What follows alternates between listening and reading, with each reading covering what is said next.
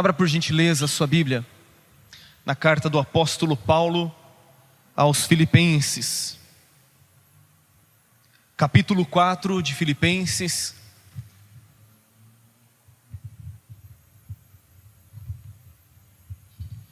Na semana passada nós ministramos baseados no versículo 4, e eu quero fazer hoje a leitura a partir do versículo 4, a fim de darmos continuidade no pensamento.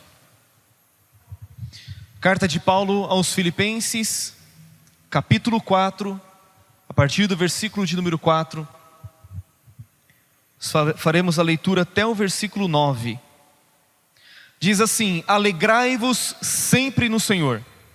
Outra vez digo, alegrai-vos. Seja a vossa moderação conhecida de todos os homens. Perto está o Senhor. Não andeis ansiosos de coisa alguma.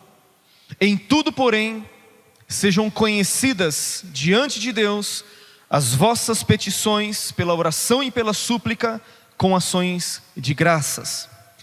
E a paz de Deus, que excede todo o entendimento, guardará o vosso coração e a vossa mente em Cristo Jesus.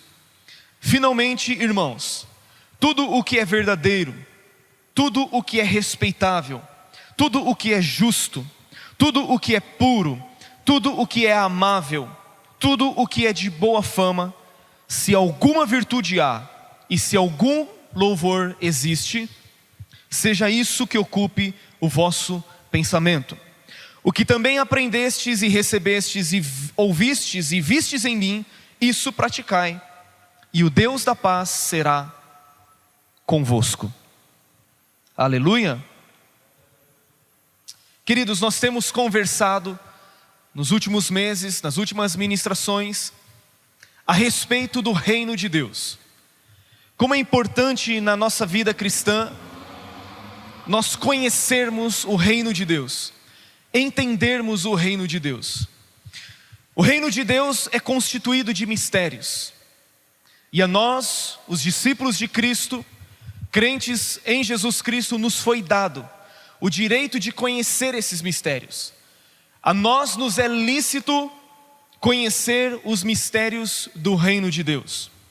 O apóstolo Paulo nos diz que o reino de Deus não é comida e nem bebida, mas justiça e paz e alegria no Espírito Santo. Na semana passada nós falamos a respeito da alegria, a verdadeira alegria na vida cristã. Baseados no versículo 4, nós conversamos que a alegria é uma ordenança de Deus, quando Paulo diz alegrai-vos.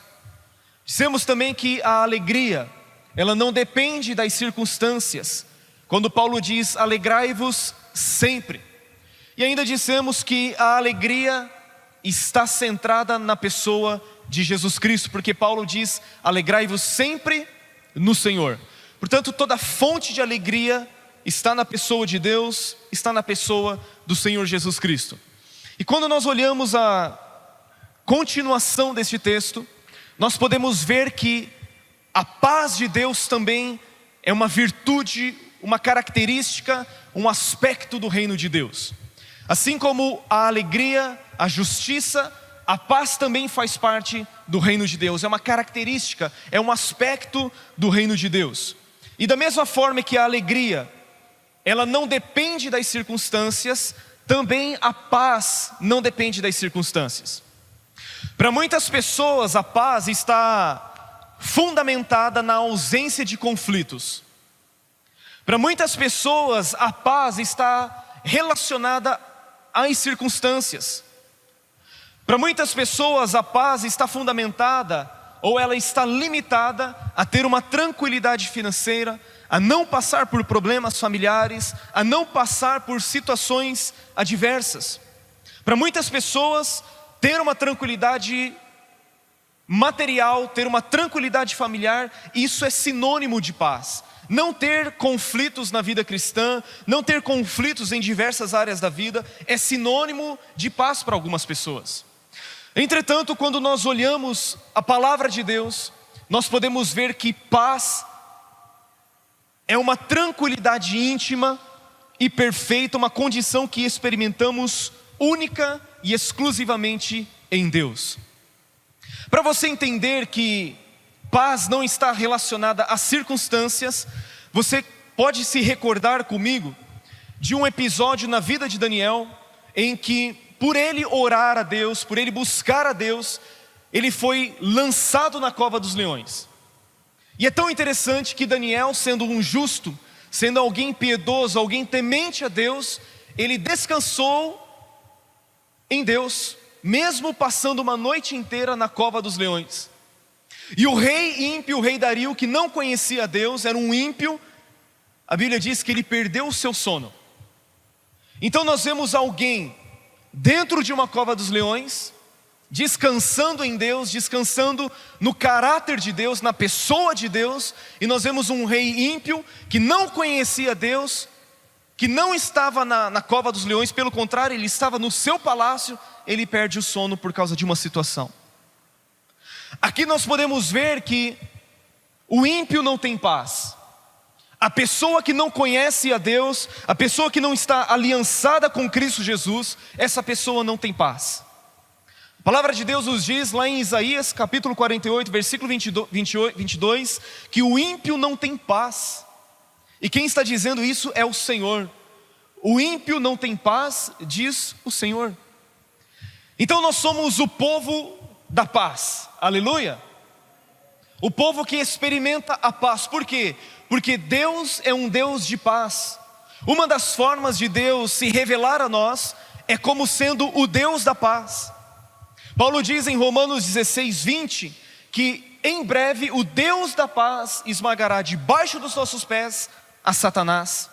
O próprio versículo 9 que nós lemos deste texto diz: e o Deus da paz será convosco. Deus é o Deus da paz. Como foi que Deus se revelou a Gideão? Deus se revelou a Gideão como sendo o Senhor é paz. Ou Jeová Shalom. A expressão Shalom significa paz. Jeová Shalom significa o Senhor é paz. Então uma das formas de Deus se revelar a mim e a você é como sendo o Deus da paz. Deus é um Deus de paz. E o interessante é que a paz que nós desfrutamos, diz que é uma paz que excede todo o entendimento. É uma paz que transcende a nossa compreensão normal, a compreensão natural. Assim como a alegria não é circunstancial, assim como a alegria não depende das circunstâncias, termos paz também não depende das circunstâncias externas. É um estado de espírito que nós experimentamos por estarmos aliançados com Deus através de Jesus. Nós somos o povo da paz. Quantos podem dizer amém por isso? Agora, o texto nos mostra, a partir do versículo 6, algo que pode roubar a nossa paz, algo que pode roubar a sua paz. Quando Paulo diz no versículo 6, não andeis ansiosos de coisa alguma, Paulo está mostrando que existe algo que pode roubar a nossa paz. Existe algo que pode tirar a paz do nosso coração. Não se trata das circunstâncias, mas se trata de um estado de emoção que você e eu podemos entrar de tal modo que roube a nossa paz. Paulo está dizendo: não andem ansiosos de coisa alguma. Se existe algo que pode roubar a paz que nós podemos experimentar em Jesus, é a tal da ansiedade. A ansiedade é algo que pode roubar a nossa paz. Quais são as causas da ansiedade? Primeiro, a ansiedade é resultado de olhar para os problemas. Quando olhamos para os problemas, isso gera ansiedade no nosso coração e consequentemente a paz é roubada do nosso coração. Quando olhamos para as circunstâncias, quando olhamos para os problemas, em vez de olharmos para Deus, isso rouba a nossa paz e consequentemente isso gera ansiedade no nosso coração. Outra coisa que rouba a nossa paz e gera ansiedade são relacionamentos quebrados. Relacionamentos roubam a nossa alegria. Relacionamentos rompidos, relacionamentos quebrados roubam a nossa alegria, consequentemente roubam a nossa paz e geram ansiedade no nosso coração. O que hoje nós podemos ver na vida das pessoas é que relacionamentos quebrados geram mais ansiedade do que situações, do que as circunstâncias.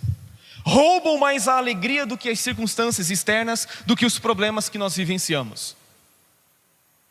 Os relacionamentos têm o poder de roubar a nossa alegria, de roubar a nossa paz, de gerar ansiedade no nosso coração. Mas também uma das causas de viver em ansiedade é viver baseado nas coisas materiais. É se preocupar somente com coisas materiais.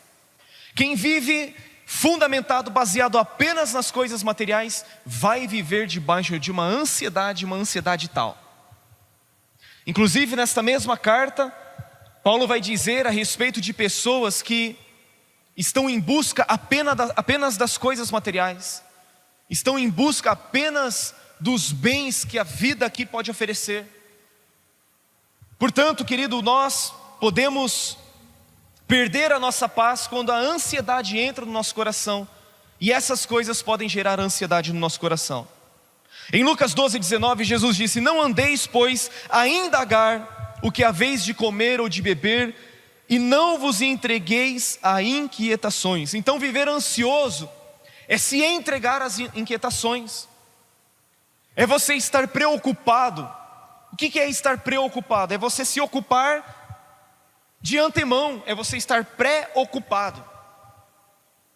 A situação ainda não aconteceu, o problema ainda não chegou e você já está preocupado, você já está ansioso. E segundo a Organização Mundial de Saúde, mais de 50% das pessoas que passam pelos hospitais, elas sofrem deste mal chamado ansiedade. A ansiedade tem sido causa de depressão, a ansiedade tem sido causa de suicídios. Muitas pessoas estão atormentadas pela ansiedade. E isso por quê? Por causa de olhar para os problemas, porque elas olham para os problemas, por causa dos relacionamentos quebrados e porque elas vivem baseadas apenas nas coisas materiais. Isso gera ansiedade no coração delas. E consequentemente, a paz que nos está prometida, nos está garantida em Deus, essa paz, ela simplesmente é roubada do nosso coração. E Paulo está dizendo: não andeis ansiosos de coisa alguma. Paulo não está permitindo, dizendo que, olha, você pode viver ansioso por certa situação, você pode até viver ansioso por algumas situações da sua vida. Não, Paulo está dizendo: não andeis ansiosos de coisa alguma. Ou seja, todas as áreas da nossa vida, elas precisam estar diante de Deus de tal modo que a ansiedade ela esteja subjugada diante de Deus e diante de nós. A ansiedade não pode roubar a sua paz. A ansiedade não pode roubar a sua alegria. A ansiedade não pode roubar aquilo que Deus está fazendo por você e por mim. Você é uma pessoa ansiosa? Você já está preocupado com o dia de amanhã? Você está preocupado com a segunda-feira? Você é uma pessoa inquieta? E quando nós falamos de ansiedade, não estamos falando de ser sossegado, de ser prolixo, de ser relapso, de ser displicente, de ser negligente com a responsabilidade de trabalhar, de fazer a sua parte. Quando falamos de ansiedade, estamos falando que somos pessoas que não confiam em Deus. A ansiedade revela isso, revela a incredulidade, revela a falta de confiança em um Deus que já está no amanhã. Aliás, Jesus disse isso: não andeis inquietos, não andeis ansiosos quanto ao dia de amanhã, porque o amanhã trará os seus cuidados, basta a cada dia o seu mal. Se buscamos comida, bebida e vestimenta, nós estamos nos igualando àqueles que buscam somente essas coisas, que são as pessoas que não conhecem a Deus. Então muitas são as causas da ansiedade, e a ansiedade tem roubado a paz de muitas pessoas. Como que nós podemos então vencer a ansiedade? Como vencer a ansiedade? Vencemos a ansiedade e experimentamos a paz orando corretamente. Perceba que vencer a ansiedade e experimentar a paz não depende de autoajuda. Vencer a ansiedade e experimentar a paz não depende de uma autoajuda, mas depende de uma ajuda do alto. O que eu estou pregando para você hoje, nessa noite, não é para que você busque autoajuda, mas é para que você busque ajuda lá do alto, a ajuda que vem de Deus. E a primeira forma está no versículo 6, quando Paulo diz assim: não andeis ansiosos de coisa alguma, em tudo porém sejam conhecidas diante de Deus as vossas petições, pela oração e pela súplica, com ações de graças. Paulo nos fala 3 coisas importantes sobre o relacionamento com Deus. Ele fala sobre oração, ele fala sobre súplicas e ele fala sobre ações de graças. Quando a ansiedade bate a porta do nosso coração, e eu posso dizer para você que isso acontece quase todos os dias, quando a ansiedade bate a porta do nosso coração, o que nós precisamos fazer é nos relacionar com Deus. Paulo está dizendo: façam conhecidas diante de Deus as vossas petições pela oração e pela súplica, com ações de graças. Para nós vencermos a ansiedade e experimentarmos a paz que excede todo entendimento, o que nós precisamos fazer é orar corretamente. E em primeiro lugar, quando Paulo diz a respeito de oração, ele está falando de adoração. O termo que Paulo emprega ali é a adoração. O que fazer quando a ansiedade bater à nossa porta? Você precisa se retirar e estar a sós com Deus. Você precisa ter tempo com Deus. Você precisa adorar a Deus. E nós adoramos a Deus por quem Ele é.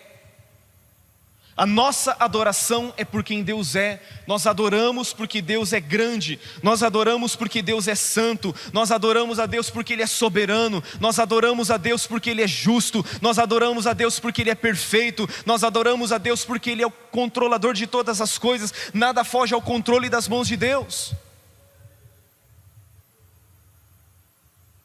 Adoração é a primeira atitude que nós precisamos ter para vencermos a ansiedade e trazermos e experimentarmos a paz que excede todo entendimento.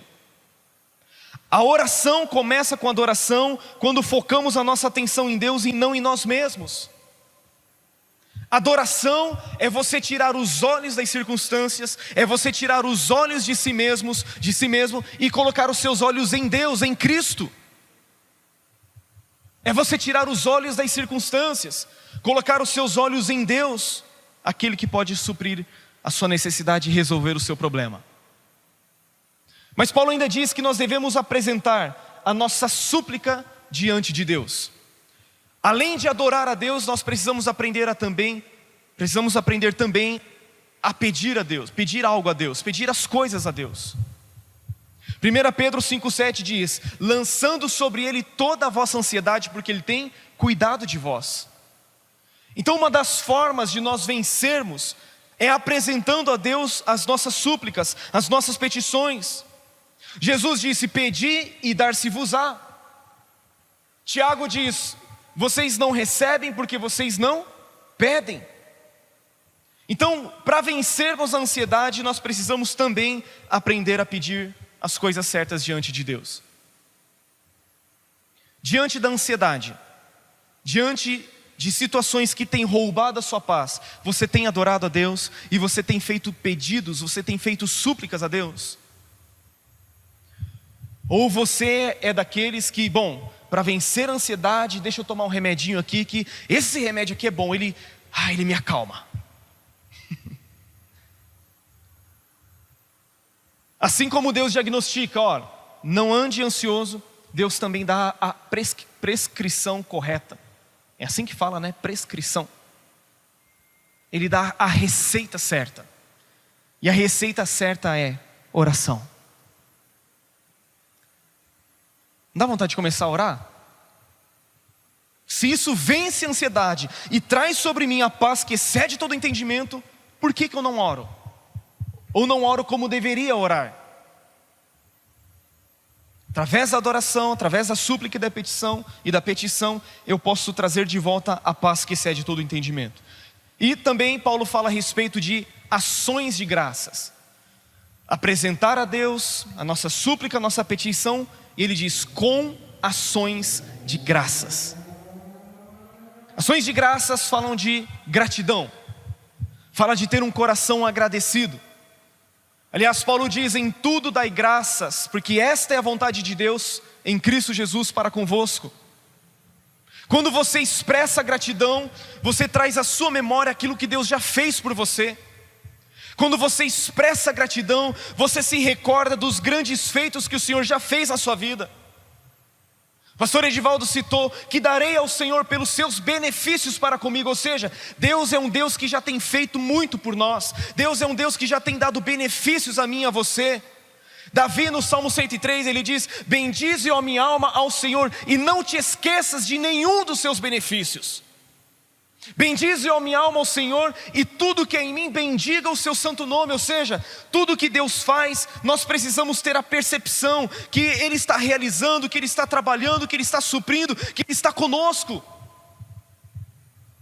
É necessário gratidão, por quê? Porque quando você começa a agradecer a Deus diante das situações, elas estão adversas, a ansiedade está tentando roubar a sua paz, de repente você para e começa a agradecer. Começa a agradecer pela vida, começa a agradecer pela salvação, começa a agradecer pelos grandes feitos que o Senhor já fez na sua vida. Quando você vê, você está: uau, eu estou curado. Eu estou curado da ansiedade, a paz voltou ao meu coração. Por quê? Porque eu comecei a expressar gratidão diante de Deus. Olhe para a sua vida há 1 ano atrás. Olhe para a sua vida 5 anos atrás. Olhe para a sua vida e veja o quanto Deus já fez para você. A gratidão tem o poder de trazer à memória aquilo que Deus já fez por mim e por você. Precisamos ser gratos. Gratos pelos grandes feitos do Senhor. E é interessante que Paulo diz: olha, apresente diante de Deus pela oração, pela súplica, com ações de graças. Significa que você deve agradecer a Deus por aquilo que Ele já fez, mas você deve também agradecer a Deus por aquilo que Ele fará. Se Paulo está dizendo apresente diante de Deus pela oração, pela súplica, com ações de graças, é porque você já deve começar a agradecer pela sua resposta antes mesmo dela acontecer na sua vida. É um ato de fé, é uma atitude de fé. Jesus diz lá em Marcos 11, no versículo 26 ou 25, Ele diz: olha, peça crendo que assim será convosco. Ou seja, você já pede, e você já pede agradecendo, porque você sabe que Deus vai suprir, que Deus vai responder, que Deus vai atender ao pedido que você está fazendo diante dEle. Gratidão. A gratidão nos mostra aquilo que Deus já fez e aquilo que Deus ainda fará por nós. Agora, versículo de número 7. O que vem como consequência disso? Paulo diz: e a paz de Deus, que excede todo entendimento, guardará o vosso coração e a vossa mente em Cristo Jesus.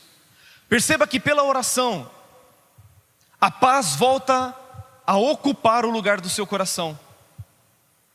A paz volta a ocupar o seu coração, a preencher o seu coração. Aquilo que a ansiedade estava sugando, estava extraindo de você, agora é dado lugar à paz de Deus que excede todo entendimento.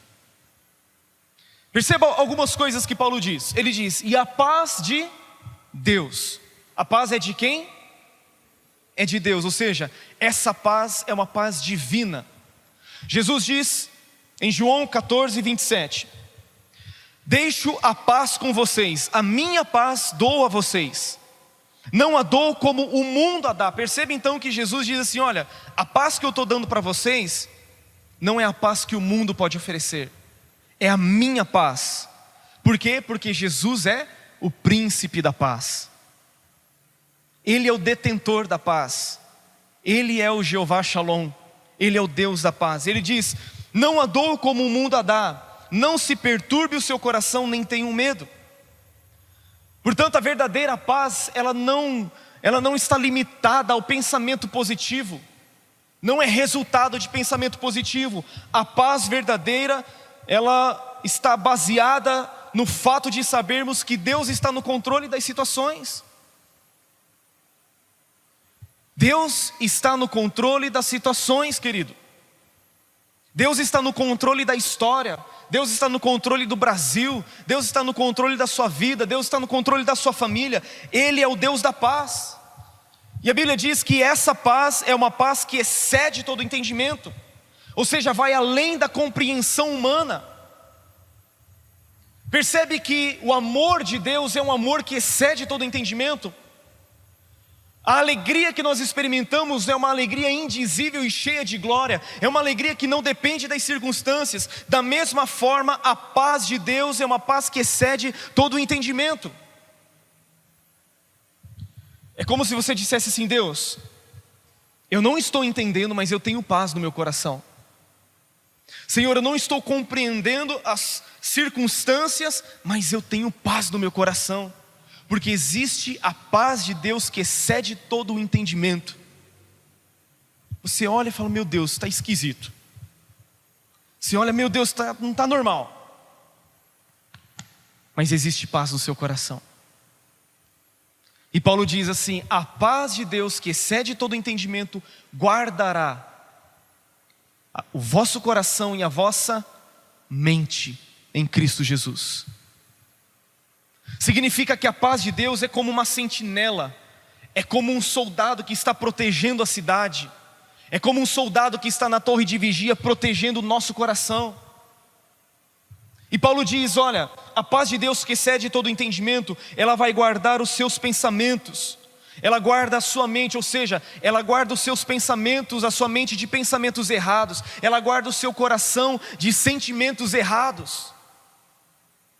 Existe uma proteção. A paz que excede todo entendimento guarda tanto a nossa mente como também o nosso coração em Cristo Jesus. Ainda no versículo 9, versículo 8, desculpa. Olha só, como que nós podemos vencer a ansiedade e experimentar a paz que excede todo o entendimento? Primeiramente, orando corretamente. Mas em segundo lugar, nós vencemos a ansiedade e experimentamos a paz pensando corretamente. Digam assim comigo: pensando corretamente. Se por um lado eu devo orar corretamente, por outro lado eu preciso também pensar corretamente. Olha o versículo 8. Paulo diz assim: quanto ao mais, irmãos, tudo o que é verdadeiro, tudo o que é honesto, tudo o que é justo, tudo o que é puro, tudo o que é amável, tudo o que é de boa fama, se alguma virtude há, e se há algum louvor, nisso pensai. A minha versão diz: seja isso o que ocupe o vosso pensamento. O que é que você tem pensado? Quais os pensamentos têm dominado a sua mente, o seu coração?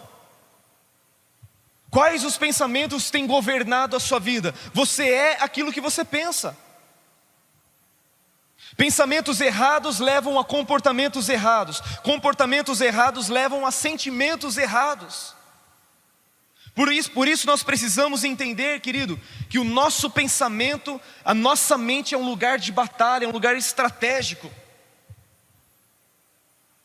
O lugar onde mais acontecem os conflitos não é lá na faixa de Gaza, lá na região da Palestina, ou lá na Síria. O lugar onde mais acontecem os conflitos é aqui, ó, na nossa mente, no nosso pensamento. Aqui está um campo de batalha que diariamente, constantemente, 24 horas por dia, nós precisamos cuidar e vigiar. Existe um campo de batalha na mente, e Paulo está dizendo que o que nós devemos pensar, o que deve ocupar o nosso pensamento é aquilo que é verdadeiro, aquilo que é justo, aquilo que é puro, aquilo que é de boa fama, aquilo que é louvor, aquilo que é a virtude. É isso que precisa ocupar a minha mente. Às vezes vem pensamento sobre você, dizendo assim: você é um fracassado, você é um derrotado, e você abraça aquele pensamento na primeira pessoa dizendo assim: eu sou um fracassado, eu sou um derrotado, e você abraça aquilo como sendo uma verdade. Só que não é verdade. Por quê? Porque o que importa é o que Deus pensa a teu respeito. O que importa é o que a palavra de Deus diz a teu respeito. O que importa é que você é mais que vencedor em Cristo Jesus. Não importam as circunstâncias, você não é derrotado, você não é fracassado, você não é miserável, você não é alguém rejeitado por Deus. Isso são mentiras de Satanás e de seus demônios, que muitas vezes você tem abraçado como sendo uma verdade na sua vida. Só que Jeremias 29:11, Deus diz assim: eu é que sei que pensamentos tenho a vosso respeito, diz o Senhor, pensamentos de paz e não de mal, para vos dar um futuro e uma esperança. Significa que os pensamentos que Deus tem a nosso respeito são pensamentos de paz. Por quê? Porque Ele é o Deus da paz. Os pensamentos que Ele tem a nosso respeito são pensamentos para nos dar um futuro e uma esperança. Deus diz: você é mais que vencedor, nenhuma condenação há sobre você, você foi perdoado no sangue do meu Filho Jesus, você é meu filho. São esses pensamentos que devem ocupar a minha mente e o meu coração. Em 2 Coríntios capítulo 10, versículos 4 e 5. 2 Coríntios capítulo 10, versículos 4 e 5.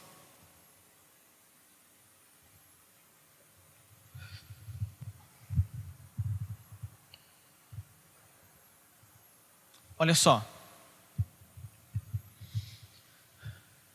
Olha o que Paulo está dizendo.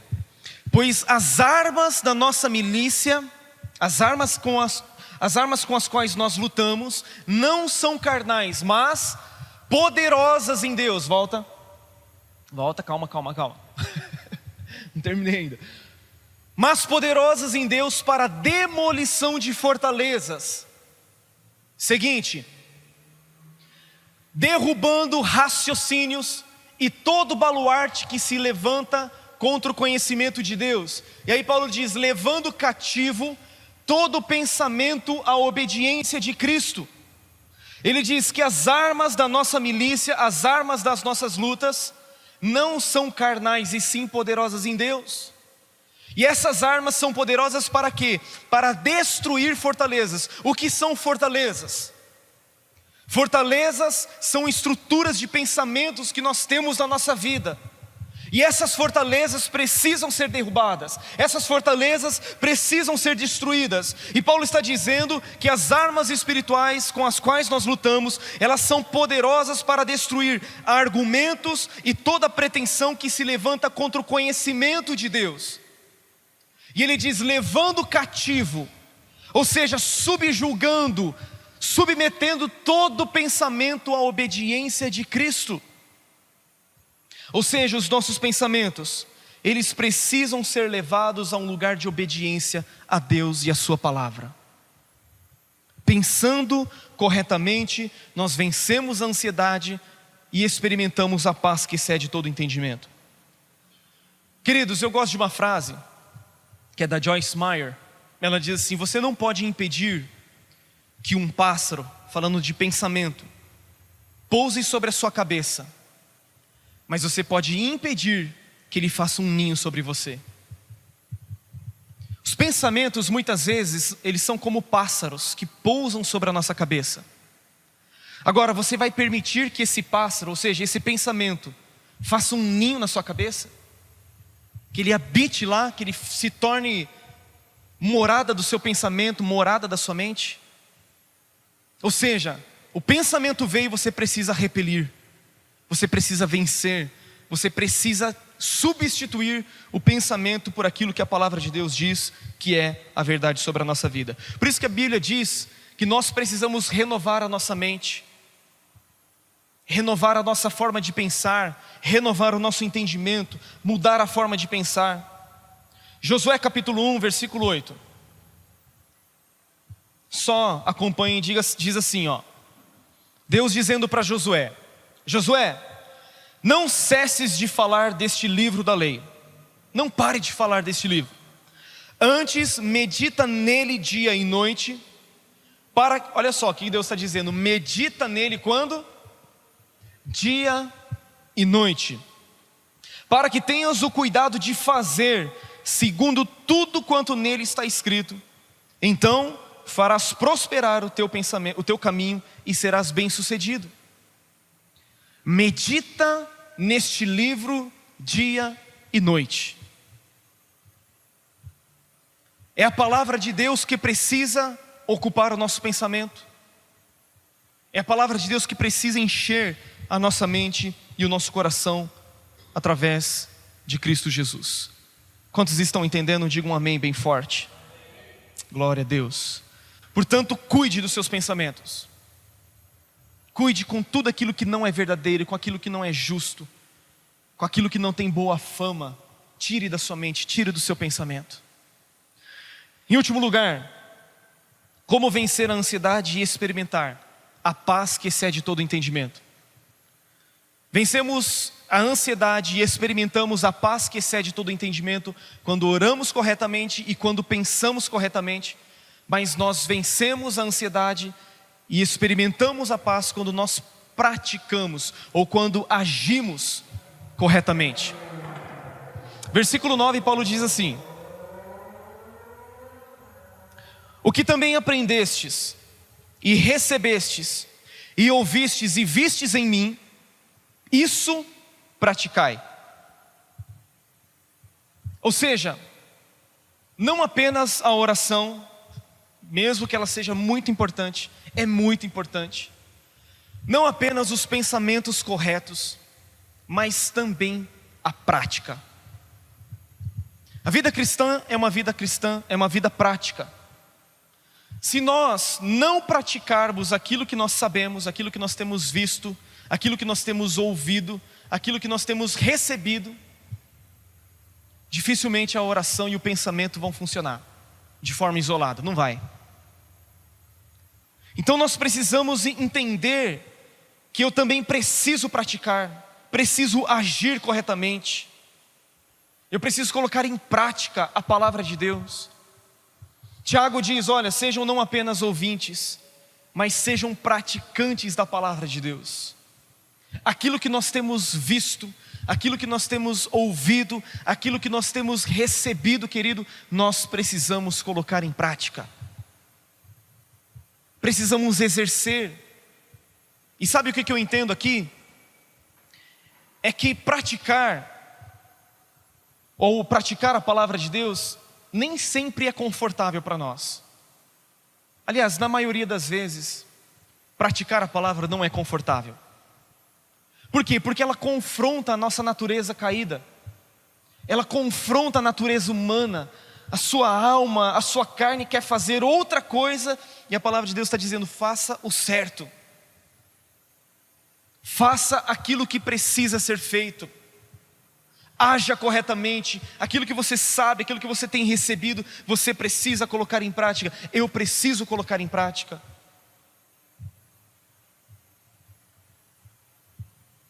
Porque se for só teoria, não adianta. Você quer ver uma coisa que você precisa colocar em prática, mesmo que você não queira? Eu vou dar um exemplo. Você precisa, por exemplo, ter comunhão com as pessoas. Você precisa ter comunhão com os membros do corpo de Cristo. Você precisa ter comunhão com os membros da família de Deus. Você precisa ter comunhão com pessoas. E é tão interessante que a comunhão, ela não acontece por si só, ela precisa ser cultivada.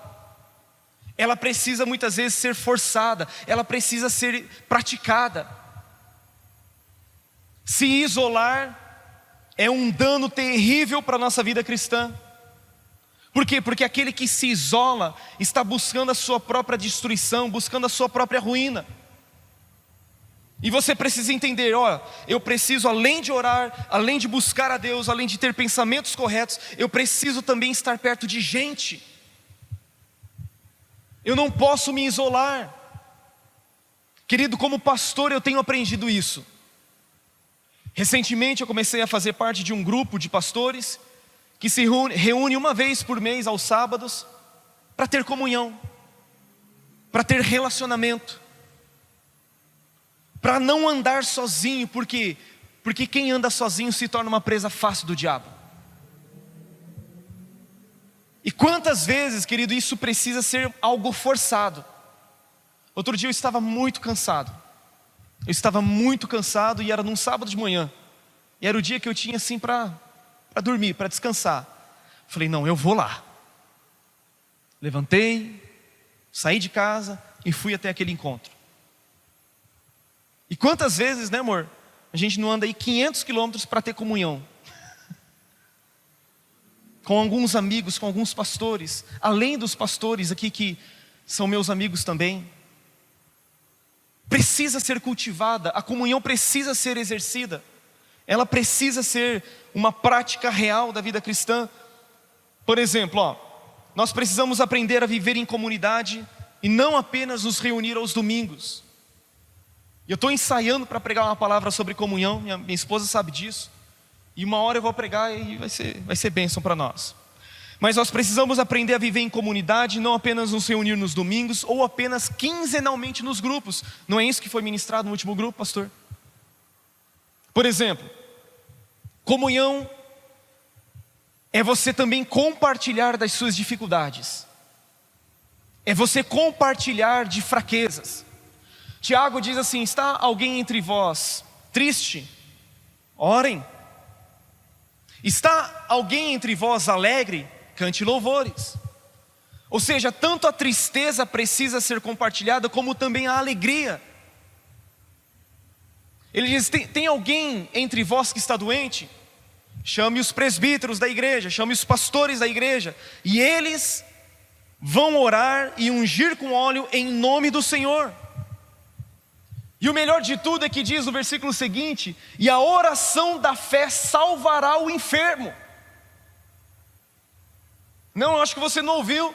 Existe uma promessa para mim e para você, quando nós colocamos em prática a comunhão, quando nós apresentamos aquilo que nós estamos sofrendo. A Bíblia está dizendo que a oração da fé salvará o enfermo. Vai haver cura, vai haver restauração, vai haver intervenção. Por quê? Porque você está colocando em prática a comunhão. A oração da fé salvará o enfermo, e se ele tiver pecado, seus pecados serão perdoados. E Tiago diz assim: a oração do justo pode muito em seus efeitos. Você olha para mim e você vê, o pastor é falho, o pastor é pecador, mas ele é alguém justificado em Cristo Jesus. E a oração do justo pode muito em seus efeitos. Você olha para outro irmão, aquele irmão lá, ele erra, é verdade, ele erra, mas ele foi justificado, ele é alguém justo, e a oração dele pode muito em seus efeitos. E aí Tiago diz: Elias era homem sujeito a nós, homem semelhante a nós, sujeito às mesmas fraquezas. E a Bíblia diz que ele orou e não houve chuva por 3 anos e 6 meses. E ele orou de novo com instância, e os céus se abriram, e a chuva caiu sobre a terra. São formas de vencermos a ansiedade e experimentarmos novamente a paz que excede todo o entendimento. Aquilo que vistes, aquilo que vistes e ouvistes e recebestes e aprendestes, isso praticai. Agora, não somente a paz de Deus que excede todo entendimento. Versículo 9, a parte final diz assim: e o Deus da paz será convosco. A promessa é que você experimente tanto a paz que excede todo entendimento, como também um Deus da paz esteja com você. Você não apenas vai experimentar de uma tranquilidade, de uma segurança, de uma confiança, mas você vai experimentar também de uma companhia. Você vai experimentar de uma companhia tremenda, maravilhosa. Porque Paulo está dizendo: e o Deus da paz será convosco. Paulo está dizendo: você vai triunfar, você vai vencer, Eu estarei contigo, mesmo quando você passar pelas águas. Mesmo quando você passar pelos rios, eles não te submergirão. Quando você passar pelo fogo, a chama não arderá em ti, porque o Deus da paz estará com você. Isso é a palavra de Deus, querido. Não é autoajuda, é ajuda que vem do alto, ajuda que vem do Altíssimo. Vamos nos colocar em pé?